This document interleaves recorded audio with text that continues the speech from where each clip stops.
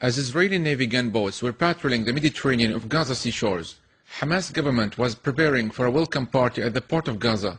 This came following news that hundreds of peace activists from different countries on board an aid flotilla bound for Gaza were getting ready for the final leg of their attempt to break the siege on the coastal enclave.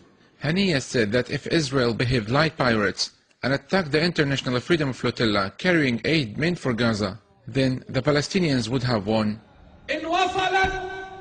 The arrival of the flotilla in the Strip will be a victory for the Palestinian people. And even if the flotilla is thwarted by the piracy of Israel, it will be considered a victory. The flotilla proved Turkey was ending its alliance with the Israeli project. Israel has said it will overtake the ships as soon as they enter a 20-mile Israeli-controlled zone of Gaza. They will then be towed to the Israeli port of Ashdod, where the foreign nationals will be handed over to immigration police for deportation abroad.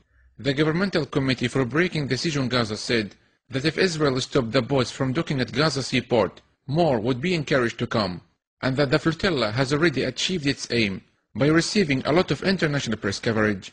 I do believe with this activities today, we celebrating that welcoming those people. If the Israelis insist on stupid things by intercept the ships in the high seas, this is an act of piracy against the sea law, and they don't have the right to do something like this. If the world community will keep a blind eyes on this kind of piracy, then they shouldn't criticize the Somali people when they stop the seas and the ships on the Gulf.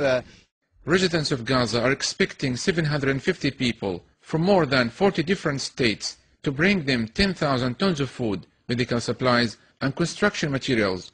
Recent preparations include festoning the Strip's border with flags, especially those of Turkey and Algeria. The Gaza Freedom Flotilla is the largest attempt to break the Israeli siege land, sea, and air blockade imposed on the Gaza Strip since June 2007. 5 siege-breaking boats had already reached Gaza since 2008. The Free Gaza movement successfully sent the first international boat to dock in the port of Gaza in 41 years. In light of Israel's threats to block the Freedom Flotilla from reaching Gaza, besieged Gazans who are anxiously waiting to welcome the flotilla demand a safe passage for the aid convoy. Yusuf Al-Hilo, Press TV, Gaza Seaport.